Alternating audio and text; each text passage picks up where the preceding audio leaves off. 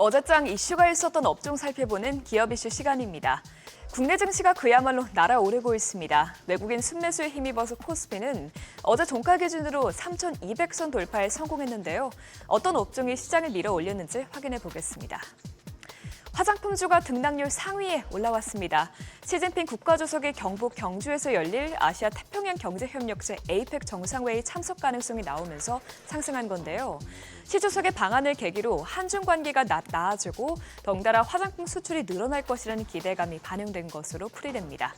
또 여기에 화장품주가 2분기에 호실적을 기록할 것이라는 전망도 주가를 밀어 올렸습니다.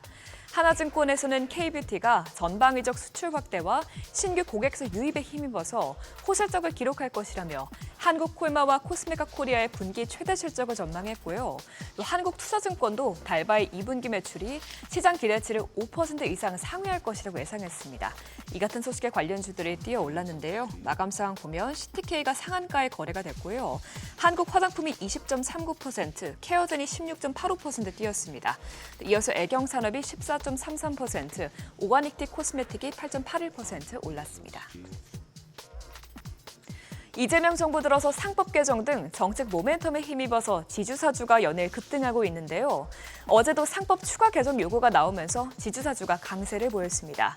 더불어민주당 등 범여권이 자본시장 선진화를 내건 상법 개정의 범위를 넓혀가고 있는데 권고적 주주 제한권과 자사주 소각 의무화 등 증시의 관심 법안을 하나씩 손대고 있습니다.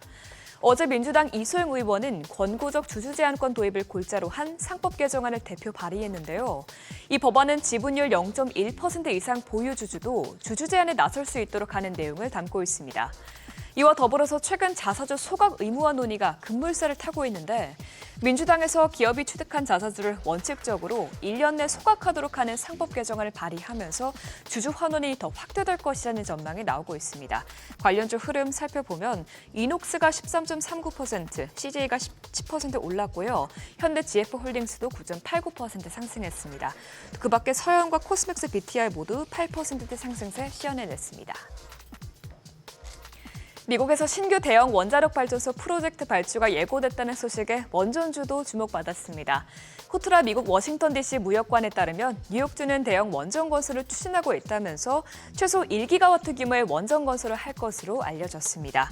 2009년 보글 3, 4호기의 건설 시작 이후 16년 만에 미국에서 신규 대형 원전 건설이 공론화된 건데요.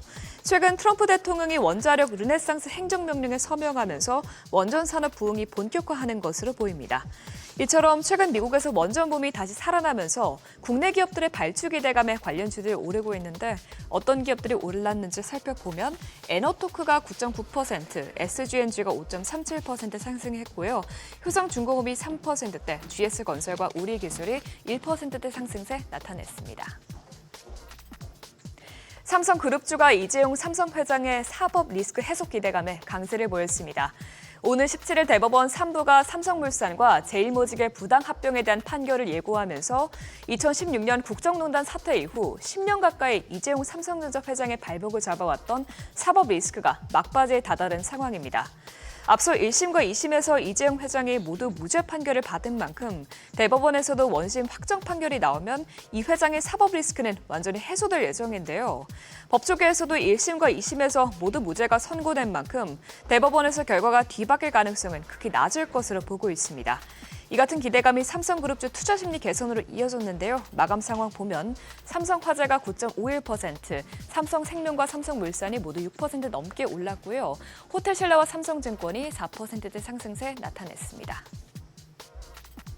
지금까지 어제장 이슈 살펴봤습니다.